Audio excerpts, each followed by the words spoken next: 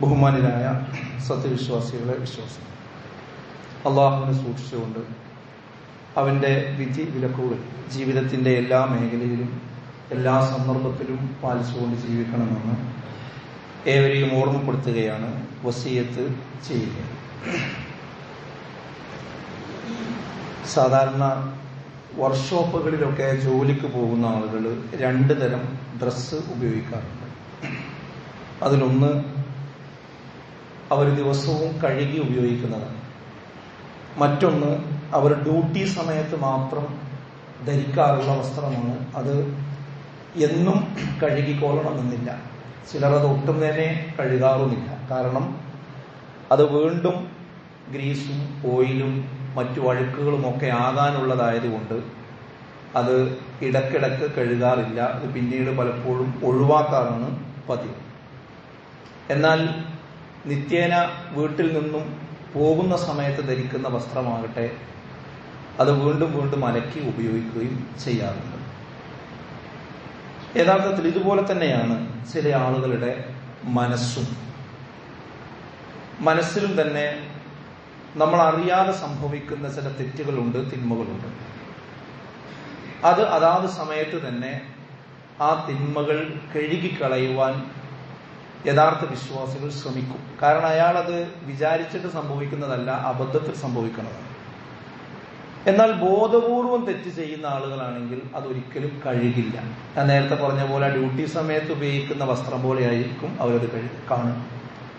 കാരണം അത് വീണ്ടും ചളിയാകാനുള്ളതാണ്, വീണ്ടും ഗ്രീസാവാനുള്ളതാണ്, വീണ്ടും ഓയിലാകാനുള്ളതാണ് എന്ന ഒരു ഉറപ്പുള്ളത് കൊണ്ട് പിന്നെ അത് കഴുകേണ്ടതില്ല എന്നുള്ളതാണ്. അതേപോലെ ഞാനിപ്പോ ഒരു തെറ്റ് ചെയ്യുന്നുണ്ടെങ്കിൽ ആ തെറ്റ് ഞാൻ അവസാനിപ്പിക്കാൻ തീരുമാനിച്ചിട്ടില്ല, അത് വീണ്ടും ചെയ്യാൻ ഉദ്ദേശിക്കുന്നു.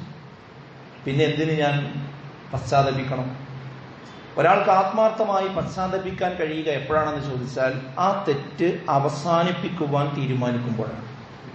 അല്ലാത്ത ഒരാൾക്ക് പശ്ചാത്തപിക്കുവാൻ തന്നെ സാധ്യമല്ല എന്ന് നാം മനസ്സിലാക്കേണ്ടതുണ്ട്.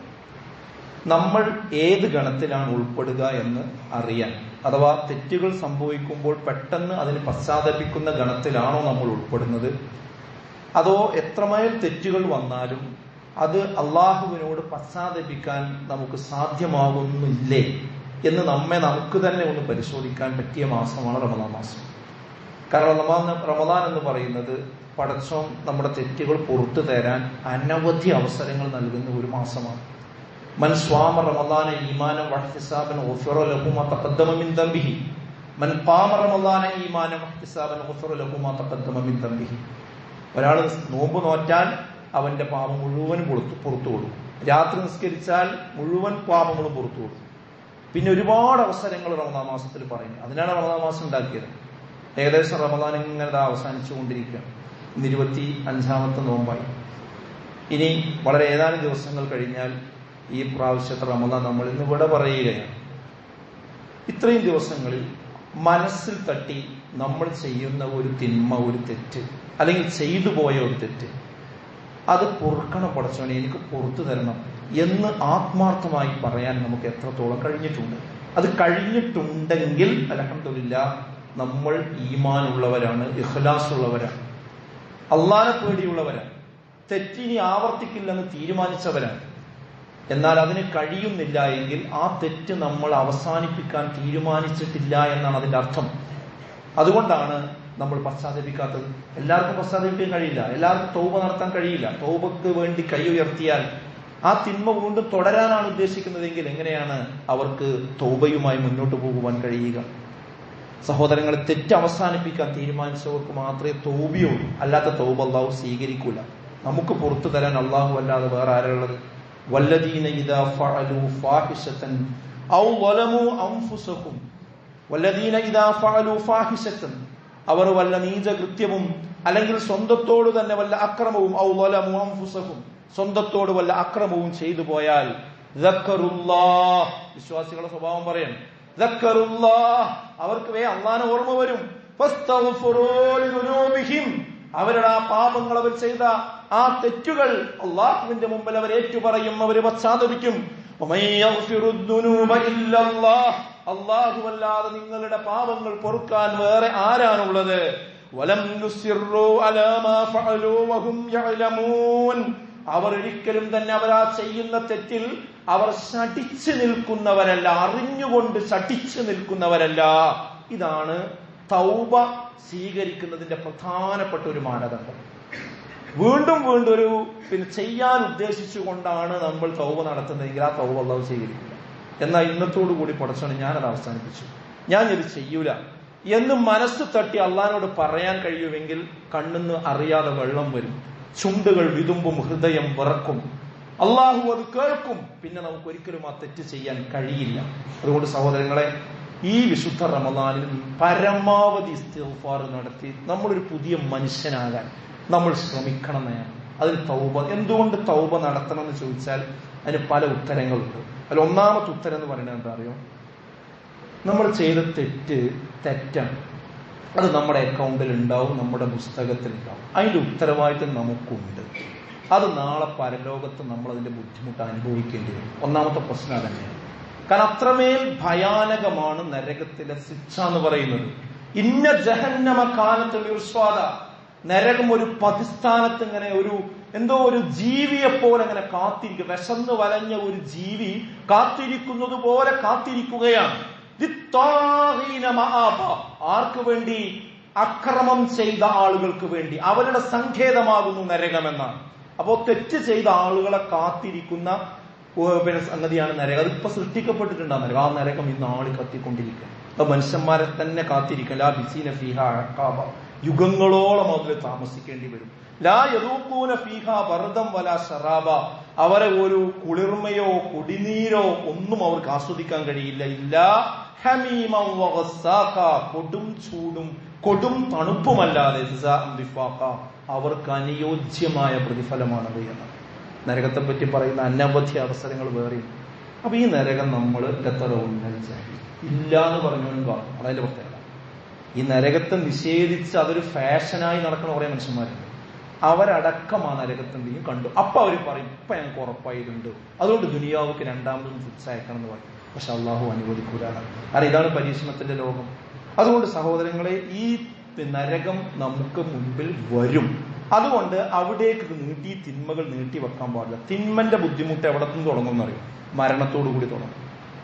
അതായത് മലക്കുകൾ വന്ന് അവന്റെ പുറത്തടിക്കും, അവൻ അട്ടഹസിക്കും, പ്രയാസപ്പെടും. അങ്ങനെ തന്നെയാണ് മരിക്കണ സമയത്ത് നിന്ന് തുടങ്ങും. നമ്മൾ കഴുകാതെ വെച്ച തിന്മകൾ നമ്മുടെ ജീവിതത്തിലുണ്ടെങ്കിൽ മരണത്തോടു കൂടി അതിന്റെ ഇടങ്ങേറ് നമ്മൾ അനുഭവിക്കും. ഖബറിലോ അത് തുടരും.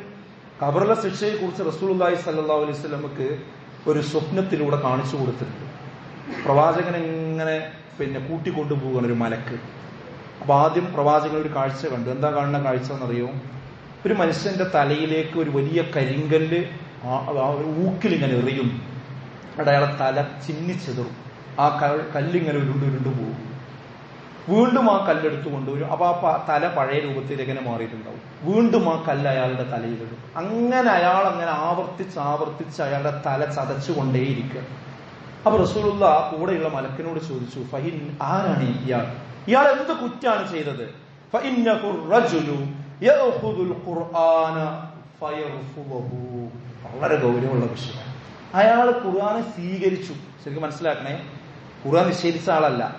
ഖുർആൻ സ്വീകരിച്ചു, എന്നിട്ട് ഫയർഫുഹു, അതിനെ തിരസ്കരിച്ചു. പല കാരണങ്ങളാണ് അതിന്. തന്റെ ഹവയാകാം, കൂട്ടുകെട്ടാകാം, സന്ദർഭമാകാം, സാഹചര്യമാകാം, അഹങ്കാരമാകാം, ആളുകള് തന്നെ ഏതെങ്കിലും വിഷയത്തിൽ അങ്ങനെ നേതാവാക്കി വെച്ചതായിരിക്കാം. ഏത് വിഷയമാകട്ടെ, ഖുർആൻ ഉൾക്കൊണ്ട ശേഷം അതിലുള്ള ആശയത്തെ എന്ത് ചെയ്തു? അയാൾ അങ്ങോട്ട് വിസ്മരിച്ചു. വയനാമു അനി സ്വലാത്തിൽ മക്തൂബ, നിർബന്ധ നമസ്കാരം നടക്കുന്ന സമയത്ത് നിസ്കരിക്കാതെ കിടന്നുറങ്ങുകയും ചെയ്തു. ഈ രണ്ട് കാരണങ്ങൾ കൊണ്ടാണ് ഈ തല ഇങ്ങനെ ഇയാളെ ചതച്ചുകൊണ്ടിരിക്കാനുള്ള ഒരു കാരണം. വീണ്ടും അവിടുന്ന് മുന്നോട്ട് പോയി. അപ്പൊ രണ്ടാമത് കണ്ട കാഴ്ച എന്താ അറിയോ? ഈ കവിള്, അതേപോലെ തന്നെ മൂക്ക്, കണ്ണ്, ഇത് മൂന്നും ഒരുമിച്ചൊരു ഇരുമ്പിന്റെ കൊളുത്തിട്ടിട്ട് വലിച്ച് പിരടി വരെ വലിച്ചു കൊണ്ടുപോവുക. രണ്ട് ഭാഗത്തും. ഇത് ആദ്യം വലതു ഭാഗം, പിന്നെ ഇടതു ഭാഗം. ഈ വലതു ഭാഗത്ത് വലിച്ചിങ്ങോട്ട് കീറുമ്പോ അത് എടുത്തു കഴിഞ്ഞാൽ പിന്നെ ഇടതു ഭാഗം, പിന്നെ അത് കഴിയുമ്പോഴേക്ക് വലതു ഭാഗം പഴയ പോലെ തന്നെ ആയിട്ടുണ്ടാവും. അങ്ങനെ അയാളുടെ ഈ മൂന്ന് ഭാഗവും ഈ കവിളും കണ്ണും മൂക്കും ഇരുമ്പിന്റെ കൊളുത്തിട്ട് വലിച്ചു കീറിക്കൊണ്ടേയിരിക്കും. ഇത് കാണുമ്പോൾ റസൂലുള്ളാഹി ചോദിക്കും, ഇയാൾ ചെയ്ത കുറ്റം എന്താ? ഫഇന്നഹു റജുൽ, ഈ മനുഷ്യന്റെ കുറ്റം എന്താണെന്നറിയോ? യഖ്ദൂ മിൻ ബൈതിഹി, നേരം വെളുക്കുമ്പോൾ അയാൾ വീട്ടിൽ നിന്ന് പുറത്തിറങ്ങും. എന്നിട്ടോ ഫയക്ദിബുൽ കദ്ബ തബ്ലുഗുൽ ആഫാഖ്, ദിഗന്ധങ്ങൾ ഭേദിക്കുമാറ് അയാൾ കളവങ്ങനെ പറഞ്ഞുകൊണ്ടിരിക്കുന്നു. ഉള്ളതുമില്ലാത്തതും അങ്ങനെ അങ്ങനെ പറഞ്ഞു നടക്കുക, വേറെ പരിപാടിയൊന്നുമില്ല.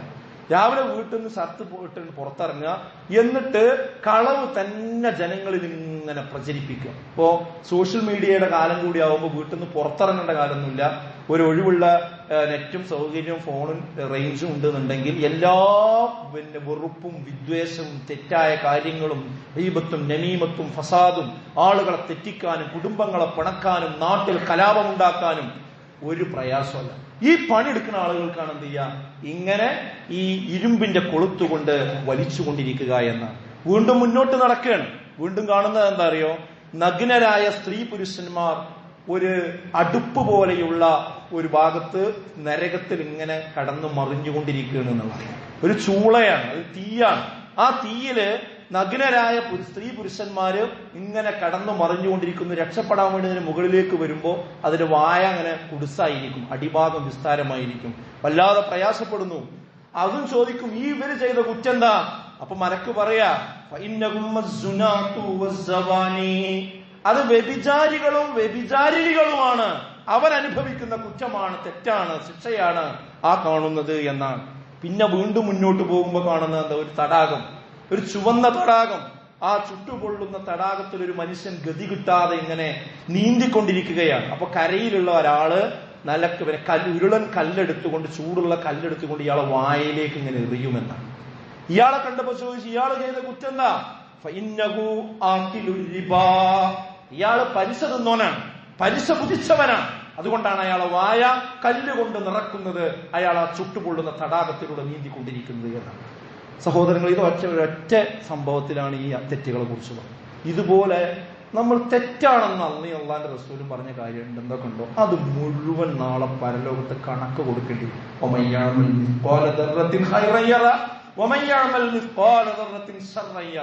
അണുമണിത്തൂക്കം നന്മ ചെയ്താൽ അതും കാണും, അണുമണിത്തൂക്കം തിന്മ ചെയ്താൽ അതും നാളെ പരലോകത്ത് കാണും. അതുകൊണ്ട് ഈ തിന്മ ജീവിതത്തിൽ വന്നിട്ടുണ്ടെങ്കിൽ അത് കഴുകി കളഞ്ഞിട്ടേ നമ്മൾ മരിക്കാൻ പാടുള്ളൂ. ഇമാം ഇബ്നുൽ ജൗസി റഹ്മഹുല്ലാ പറഞ്ഞു നോക്കൂ, നിങ്ങൾ, വളരെ പ്രസക്തമാണ്.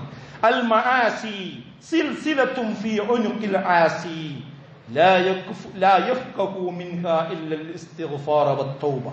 പാപങ്ങൾ പാപിയുടെ കഴുത്തിലെ ചങ്ങലയാണ്. പാപങ്ങൾ പാപിയുടെ കഴുത്തിലെ ചങ്ങലയാണ്. പാപമോചനവും പശ്ചാത്താപവും കൊണ്ടല്ലാതെ അത് അഴിക്കുക സാധ്യമേ അല്ല എന്ന്. അപ്പോ ഒരു പാപം ചെയ്ത, തെറ്റ് ചെയ്ത ആള് ഒരു വലിയ ചെങ്ങലയുമായിട്ടാണ്, അയാൾക്ക് ആ പാപത്തിന്റെ ചെങ്ങലയുമായിട്ടാണ് നടക്കുന്നത്. ആ ചെങ്ങല അഴിച്ചു മാറ്റുന്നത് എങ്ങനെയാണ്? തൗബയിലൂടെ മാത്രമാണ്, പശ്ചാത്തലത്തിലൂടെ മാത്രമാണ് എന്നാണ്. അപ്പൊ സഹോദരൻ, ഒന്ന് ഞാൻ പറഞ്ഞത്, തൗബ എന്തുകൊണ്ട് ചെയ്യണം എന്ന് ചോദിച്ചാൽ ഇതിനൊറ്റക്ക് കണക്ക് പറയേണ്ട ഒരു ദിവസം വരെയുണ്ട്. ഒന്നും നമ്മളെ റെക്കോർഡൊന്നും മായില്ല. ഞാൻ ആർക്കെങ്കിലും സംശയം? ഏത് കാലത്താണ് നമ്മൾ ജീവിക്കുന്നത്? നമ്മളൊരു വെർച്വൽ ലോകത്താണ് ഇപ്പൊ ജീവിക്കുന്നത്. ഇന്ന് നമുക്ക് നമ്മുടെ വീട്ടിലുള്ള ആളുകളെ അവൈലബിൾ ആകുന്നതിലേറെ എളുപ്പത്തിൽ വിദേശത്തുള്ള നമ്മുടെ വാപ്പയും പിന്നെ സഹോദരനുമായിട്ട് സംസാരിക്കാൻ കഴിയും. ഒരു വയറും ഇല്ലാതെ, ഒരു കണക്ഷനും. ഇത് മനുഷ്യൻ കണ്ടെത്തിയ സാങ്കേതിക വിദ്യ. ഈ മനുഷ്യനെ പടച്ചോന് പിന്നെ നമ്മൾ ചെയ്തതൊക്കെ രേഖയിലാക്കി ഒരു തരാൻ കഴിയുന്ന എന്താ അവിശ്വസിക്കേണ്ട കാര്യം?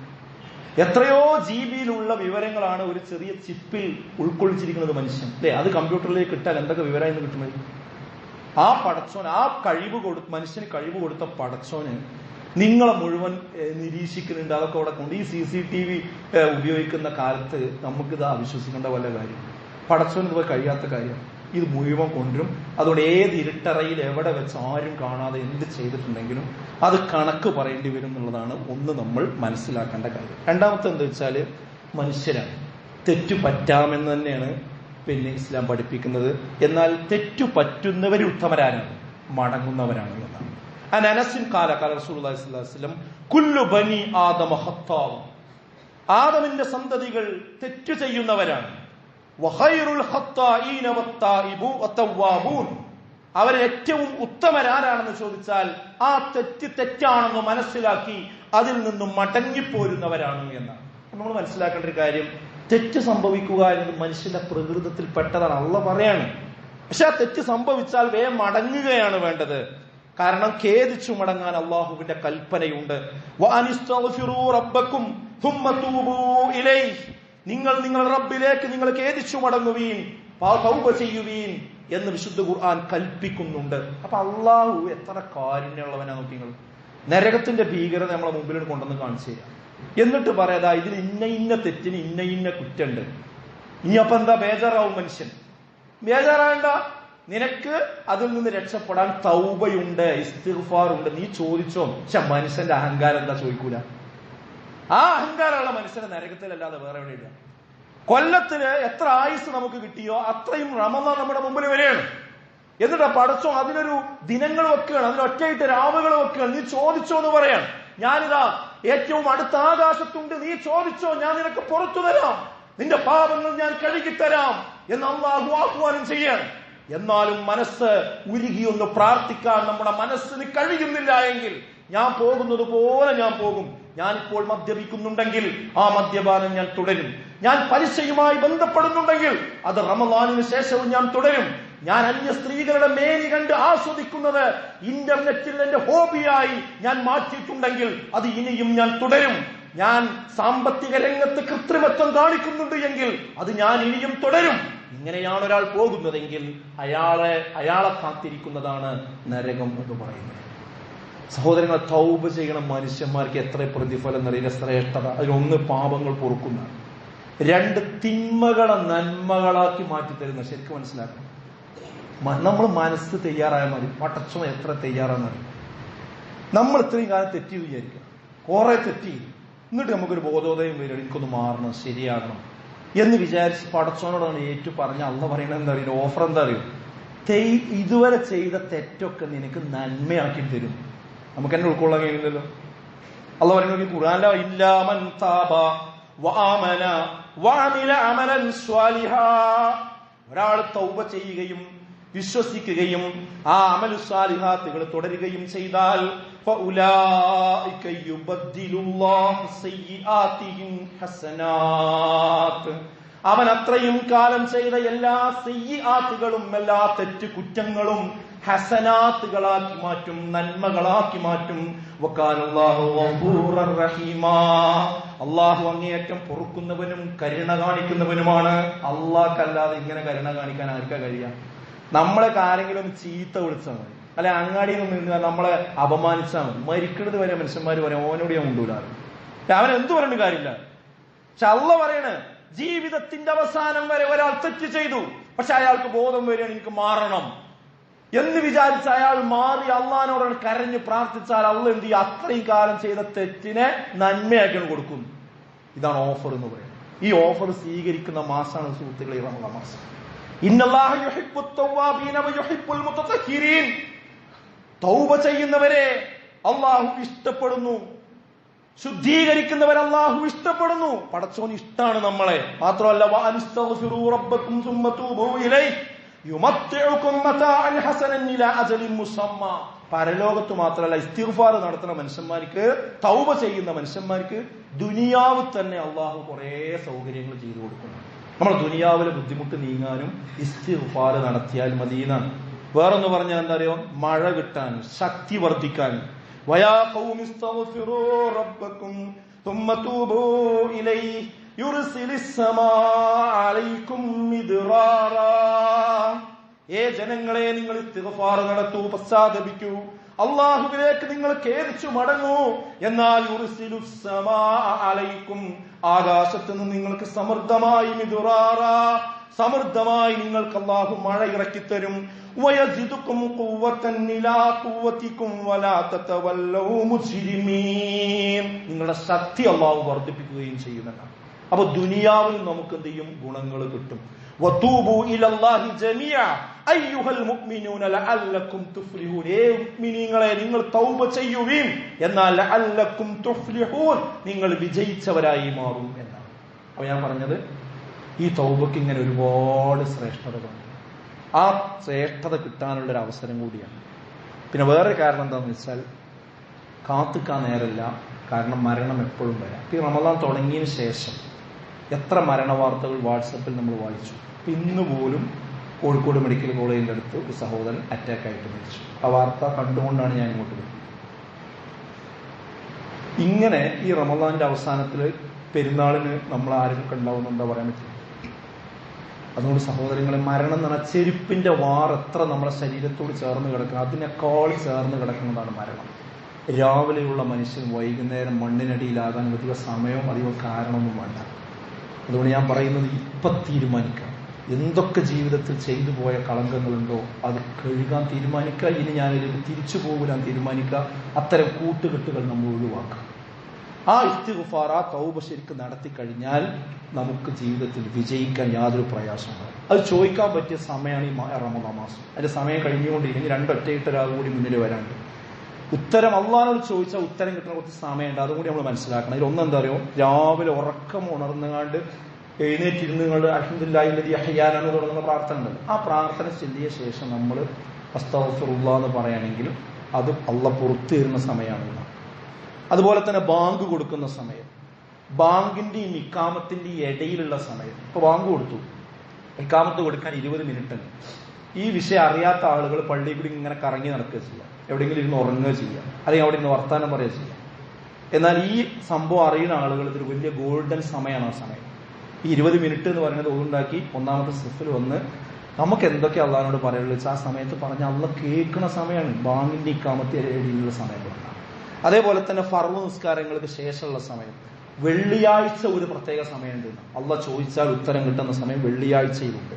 അതുപോലെ രാത്രിയുടെ അന്ത്യയാമങ്ങൾ എന്ന് പറയുന്നത് അള്ളാഹു ഈ താഴെയുള്ള ആകാശത്തേക്ക് ഇറങ്ങി വന്നുകൊണ്ട് എല്ലാവർക്കും വിട്ടുവീഴ്ച കൊടുക്കുന്ന ഒരു സമയമാണ് എന്നാണ്.